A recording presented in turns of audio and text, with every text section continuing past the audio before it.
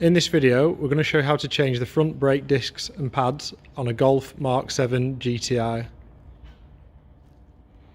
Tools you'll need for the job: T30 Torx, wire brush, flat screwdriver, a 21mm socket, a 13 and 18mm spanner, a G-clamp, a rubber mallet, some brake cleaner and copper grease.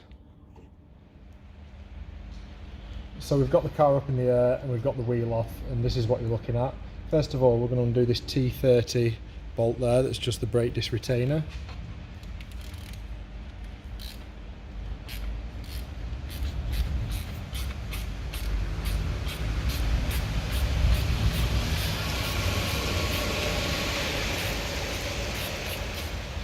And once that's off, just then by hand you should be able to just turn the steering to one side, just so the caliper's out towards you, so you can get to the back of it. Now we're going to remove the caliper, and you do that with these two 13mm bolts, one at the top, one at the bottom. You'll notice that when you start to turn it, this here will also turn with it in most cases, so if that is the case, just get the 18 on the inside and hold that while you undo it. Don't just turn the 13 round without holding the middle if the inner bit's spinning, if the pin's spinning, because you'll just rip the rubber boot.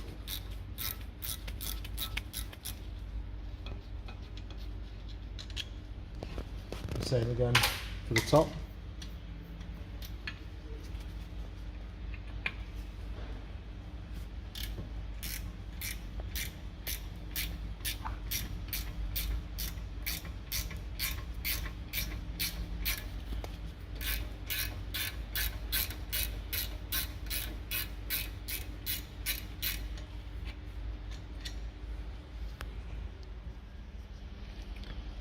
Now we can remove the caliper. If it's a bit stiff, just use a flat screwdriver at the top and bottom just to free it off a little bit. Careful not to mark the paint. Then give it a wiggle and pull towards you. Now we want to tie this up out the way so there's no stress being hung on the flexi. So we're just going to tie it using a zip tie up to one of the spring coils up there.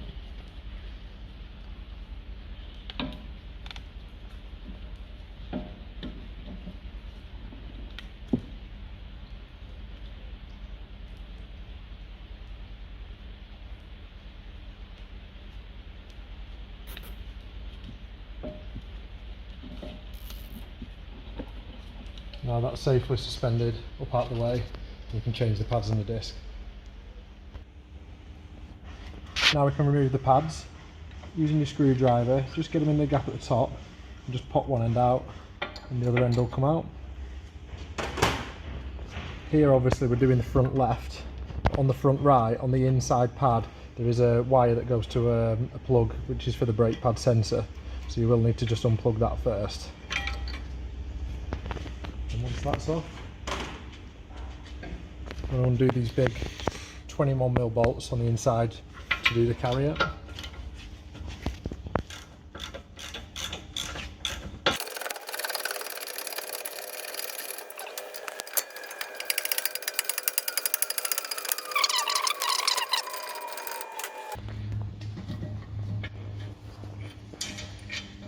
And those two bolts are out, take the carrier off. Now to remove the disc, you need a rubber mallet and give it a whack on the back. We've put a there you go. We've put a wheel bolt back in just to keep it secure so the disc doesn't fall off. If it doesn't come off straight away, hit it, then turn the disc 90 degrees and then keep tapping it on the back until it comes off. So now we're going to put the new disc on. But before we do, we just want this surface to be nice and clean, nice and flat as we can, so that the disc runs true. Just using a wire brush, go round, get any loose bits off.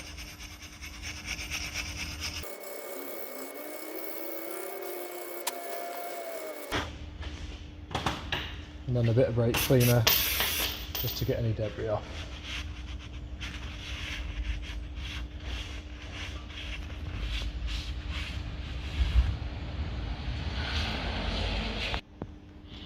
So now we're ready to fit the disc. First of all, we'll just check it is the same size as the original. Yep. And then we're going to fit it. Come with a waxy coating on. So we're going to get rid of that first. We'll do the back and then we'll do the front when it's on the car. So a bit of brake cleaner. And just give that a wipe round.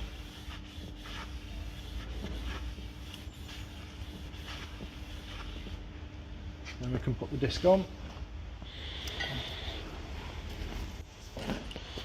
Offer up to the car, lining up the hole for the retainer. Make sure that's on nice and straight. And we'll put the retaining screw in.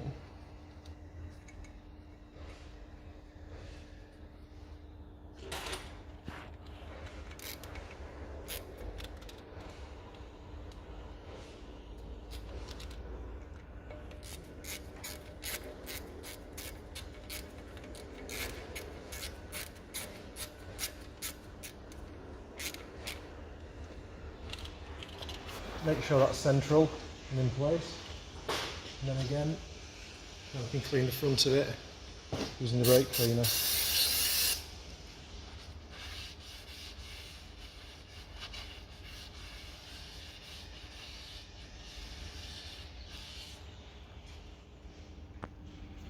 So now we've got the carrier on the bench and we're just going to clean up any grit and grime and get it out there where the pad's sitting. It's in those grooves there. So if you just use a flat screwdriver first of all, just get all that out of there. It's just on those flat surfaces here, the ones that aren't painted.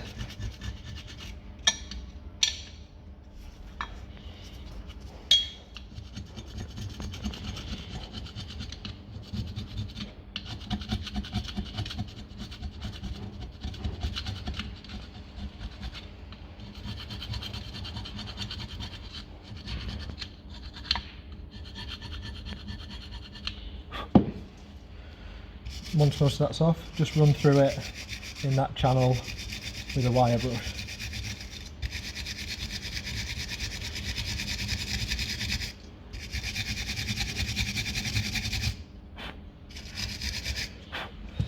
Do that and then do the same on this side as well. So now we're going to put the carrier back on. Just check the sliders are free there and not seized or anything. And then fit those back on the same way it came off.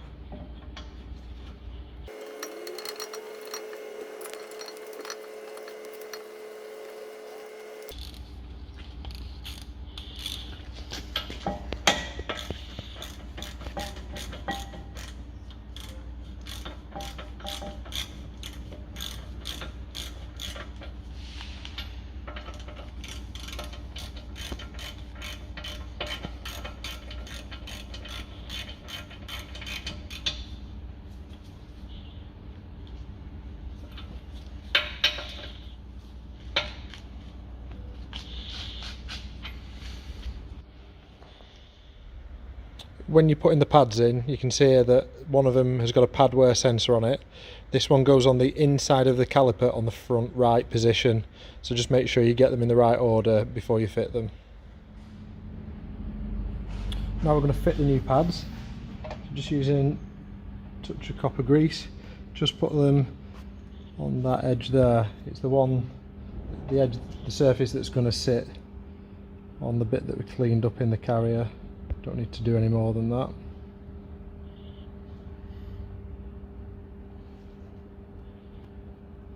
And then on the inside pad, this one, just a bit on the back there where the piston's going to sit against. And then we fit that in. Same way the other one came out. Push in on the little spring clips. Push it in so it's flush against the disc at the front and back.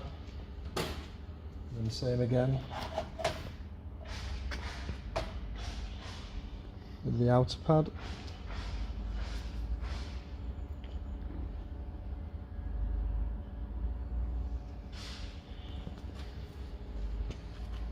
Careful not to get any copper grease on the friction surface, like on the pad or on the disc. Just needs a little bit where they sit in the carrier. So now we're going to push the piston back in. We've cut the cable tie that's holding it up onto the shock, onto the spring. We've put it here, we've put a bit of card on so we don't mark the paint finish on the caliper, and also we've removed the cap from the brake fluid reservoir to make sure the fluid isn't right at the top, otherwise when you push the piston back in the level's going to go up and potentially spill over, so make sure it's a good inch and a half below the top. And we're going to use a G-clamp here.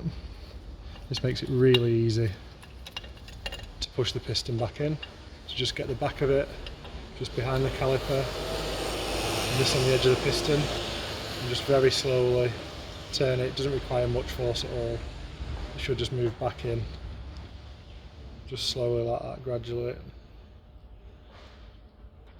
until the face of the piston is all the way in. You can tell because it's pretty much flush with the rubber dust cover around the edge of the piston.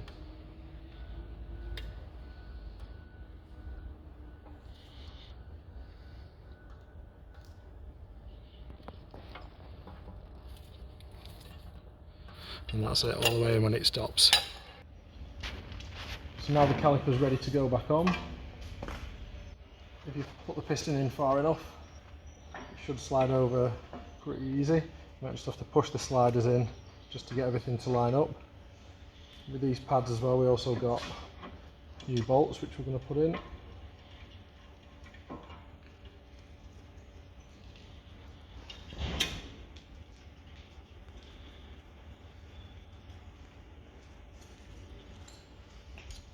And we're going to use the 18 and the 13 again.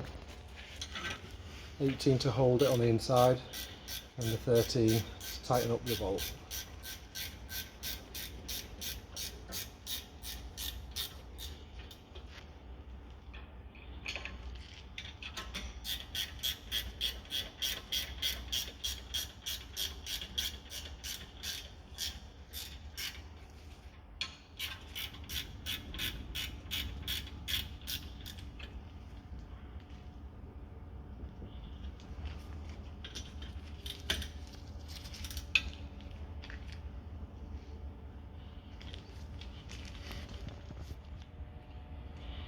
So now that's everything done, give everything a last check over, check that you've tightened everything up, put the reservoir cap back on the brake fluid reservoir and get in the car, pump the brakes a few times so you get a good pedal, and then you're good to go.